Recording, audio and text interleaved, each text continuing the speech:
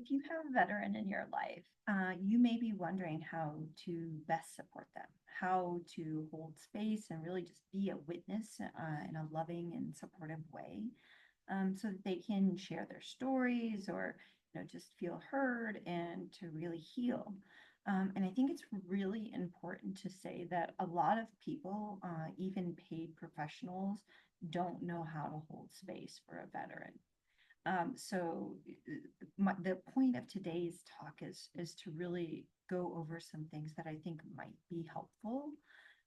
When I retired from the military, I was struggling with PTSD and I was having thoughts of suicide. And I went to the VA for mental health support.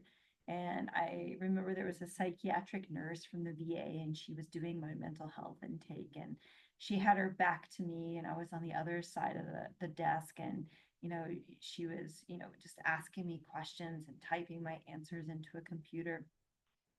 And I remember her coming to this question where she asked me if I had ever been sexually assaulted. And I remember it was like a punch in the gut. And I remember thinking, if you want to ask me an intimate question like that, at least look me in the eyes. And this was a trained professional. And that was my first and my last mental health appointment with the VA.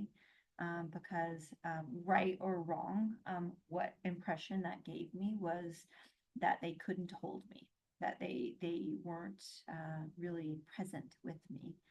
And so I started going to a therapist and paying out of pocket rather than to go to the free VA mental health clinic. And so, my first point is that holding space and being a witness for anyone, but especially people with trauma, it requires a deep presence. And it's really about creating a safe and supportive environment where the other person can share their experiences, knowing that you're really there with them. And without any fear of criticism or dismissal, but just this deep physical and emotional presence. And I also think it's important to say that sometimes it can be more than you're capable of hearing, and you can start to dissociate. And I will say, not all therapists work with trauma. Not all therapists work with combat or sexual trauma. And a lot of people, even professionals, lack the capacity to hold the things that soldiers hold. And it's okay to say that. Even within the therapy realm, the psychologist realm, there are specialties. And we're not supposed to treat things that are outside of our expertise. So you, as someone who has no training, it's more than okay for you to say, something like, I really want to support you. And I know that I can't hold space for this. I know that I can't hear this and be the support that you need. And I want you to get the support that you deserve. And how else can I support you? Maybe let's find a therapist that can hold it for you. It's really best to acknowledge, where you're capable of supporting and where you're not. Because if we try to just plow through it and we maybe traumatize our system by trying to hold it, or we get in over our heads, we can really make things worse, both for ourselves and for them. So but the first thing is really just this, emotional and physical presence. Like, this really taught me something about being a therapist. So even though I do intakes and I do have to input things into the computer, like the first thing that I learned is spend more time with the client than with your head buried in the computer. Things like maintaining eye contact, or even like things that would let them know that you're following along, really show presence, with you through your tone, through your gestures. You're showing this warmth and this empathy, and what it's really telling them is that I'm really grateful that you trust me with this, and I'm here. and I'm listening, and you're not alone in this. Because when I had her back to me, that's what I felt, was alone. And I felt like I was just a number. And this is a common feeling amongst soldiers, that we're just numbers, that we're not humans, that no one really cares about us as a person. And so just these little things that can remind them that they are people and that you care about them as an individual, not just as a client or a patient, or, like I'm just going through the motions. I'm really here to hear what you're saying. And the second thing that I would add is we really want to create a safe and non-judgmental environment. When a soldier has experienced trauma, they often carry this heavy emotional burden, and they may feel really vulnerable sharing their stories. Because we have been taught to lock it down. We're not supposed to feel anything, which is, I'm just going to say, total bullshit. But that's what we've been taught. And it's really, like vital to establish this atmosphere of trust, and non-judgmental just hearing, where they feel that they can speak openly. And some things like even ensuring that you're in a quiet, private space. Or if you have like kids running around in the background, or things that you have to deal with, maybe even setting another time where, hey, like I have a lot of things going on right now, and I really want to give you my undivided attention. um where, and just to create this space where they feel comfortable and they don't feel rushed, and that there's no agenda. um and your body language even conveys an openness and an attentiveness. And again, that's things like the eye contact, and like nodding, or just physically staying present. Like I'm sure that you felt it, when you're like, okay, they're not really listening to me, they're somewhere else. And so this is what we want to do, is stay present, stay non-judgmental. And the third thing is really listening actively without interrupting. When someone is sharing traumatic memories, they really need to feel heard and validated. And interrupting or trying to offer solutions can really derail the whole process. So, just focus on listening attentively, giving them the space to speak at their own pace, and really avoiding interrupting or finishing their sentences. And if you really feel compelled to react, just check in, and remind yourself that your primary role is to just be present, not to fix it, or to give them advice, unless that's what they're asking for. And the fourth thing is really acknowledge their pain without minimizing it.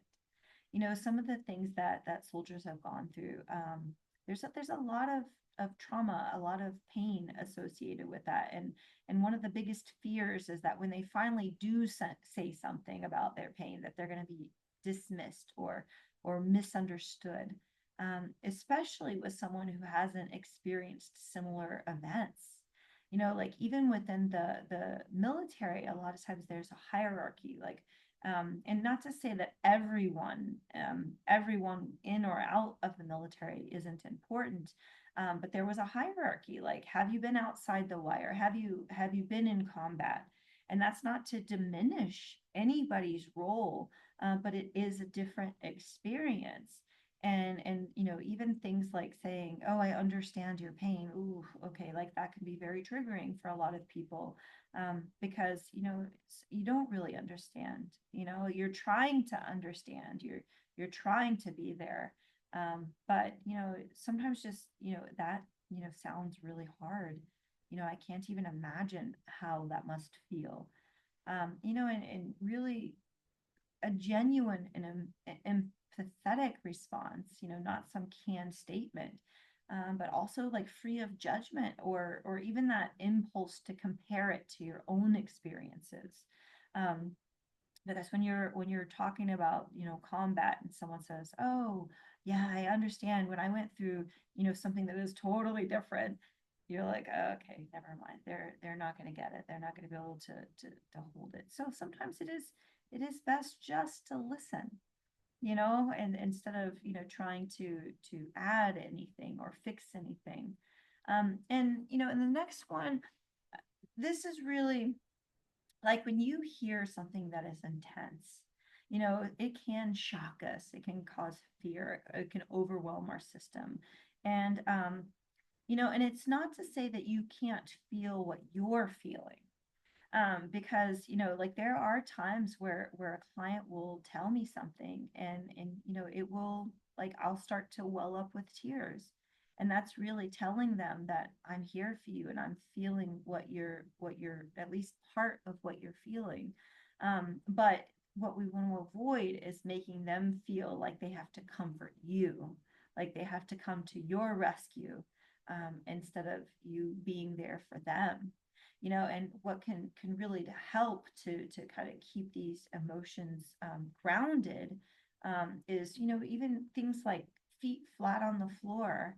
If it starts to become overwhelming, we can even just pause and take a deep breath, and really, just stay in our own body. And again, if you start to feel yourself checking out, a lot of times that can be dissociation. It is telling you that your system is becoming overwhelmed, and that, like, you can't hold what you're being asked to hold, and that's okay.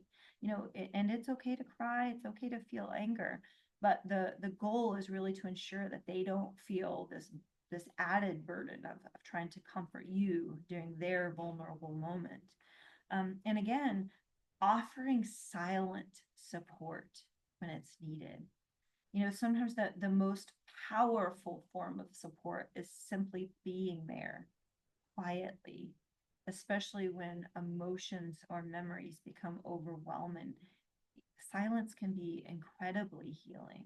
And if the soldier becomes emotional or pauses to collect themselves, you don't feel pressure to speak.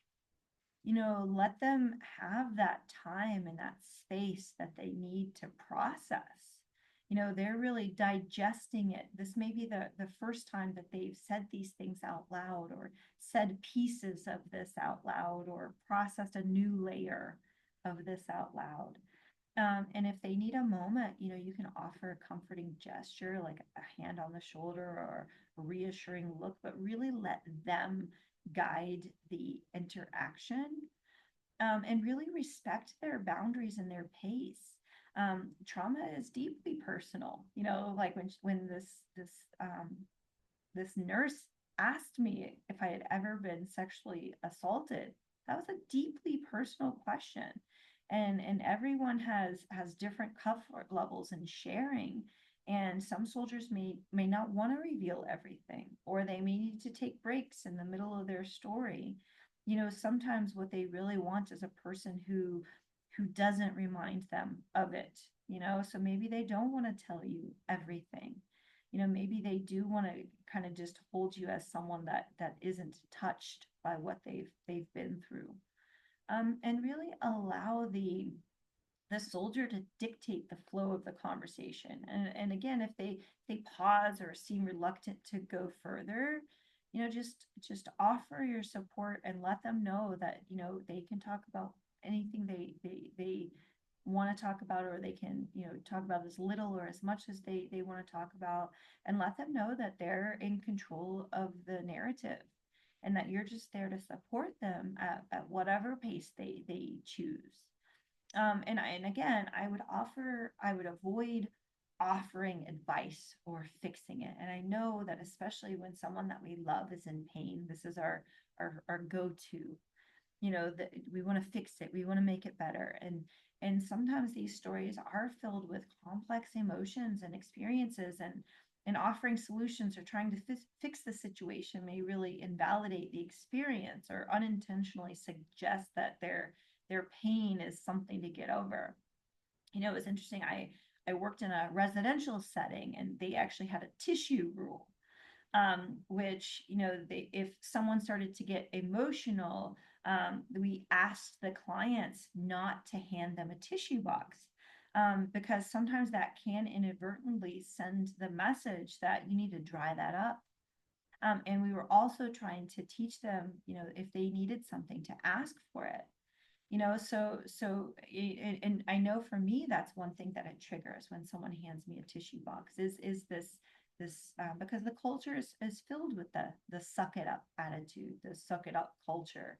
And sometimes handing me a tissue would trigger that in me. Like, I'm like, I know that they're trying to be helpful, but really what the way I'm interpreting this is that you need to dry this up. It's getting too messy.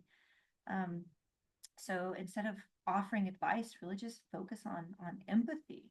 And if you feel the urge to suggest solutions, pause and reflect on the fact that sometimes just being a witness is the most helpful thing you can do. You might even say something like, I don't have answers, but I'm here to listen to whatever you want to share.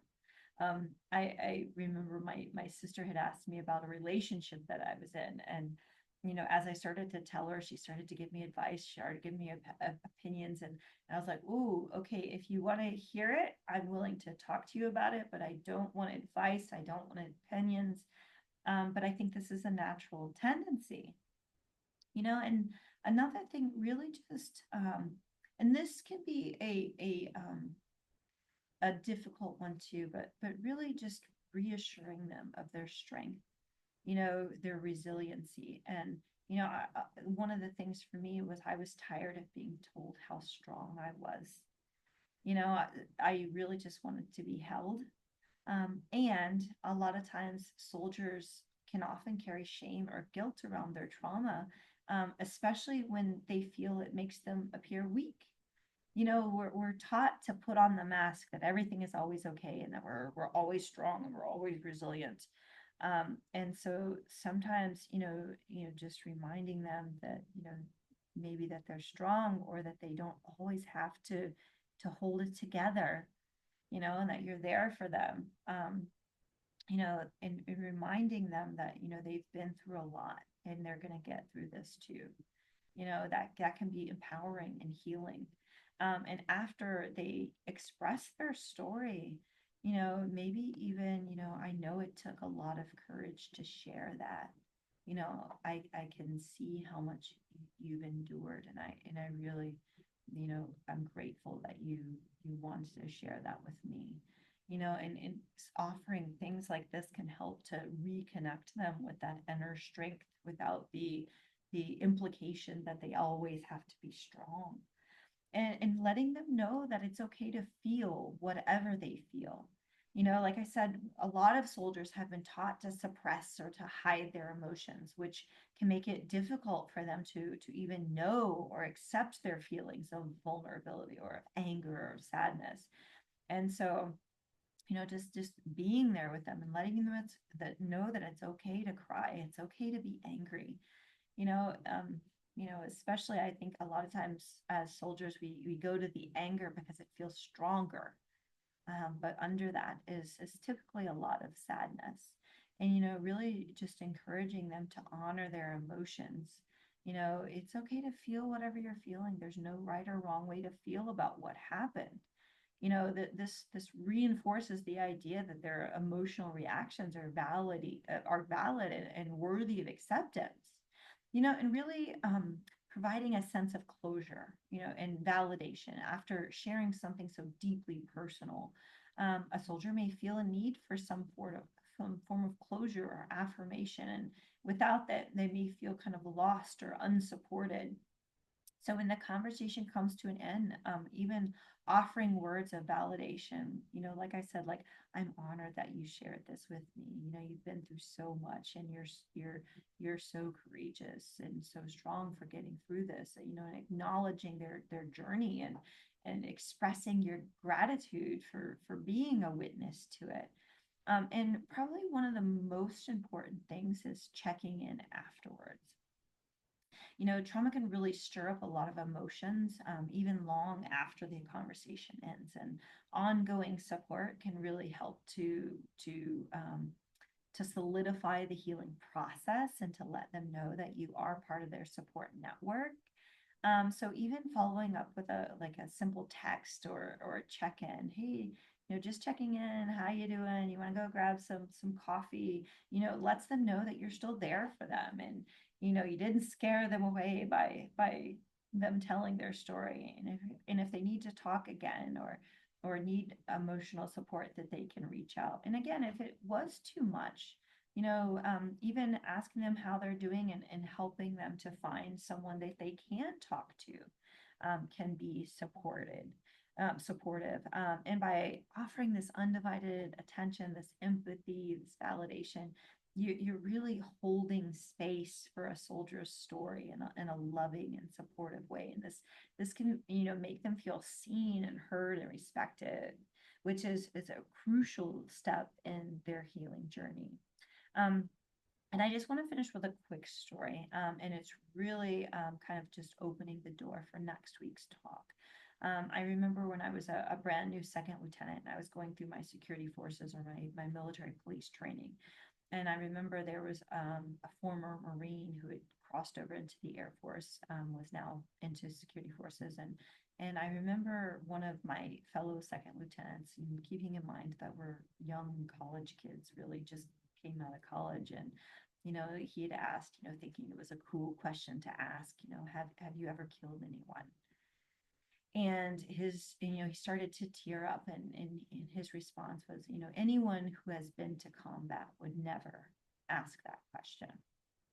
And this is going to be a topic for my next week's talk, is what military service means and what we're being asked to do. um, but for now, I hope that I have given you enough tools, and just, I know they're not extensive, and I know it doesn't replace, years of therapy training, and please don't think that you need to be a therapist. These are just some small ways that you can be more present and more supportive for a veteran in your life. And so until next week, I hope that you can tune in, and lots of love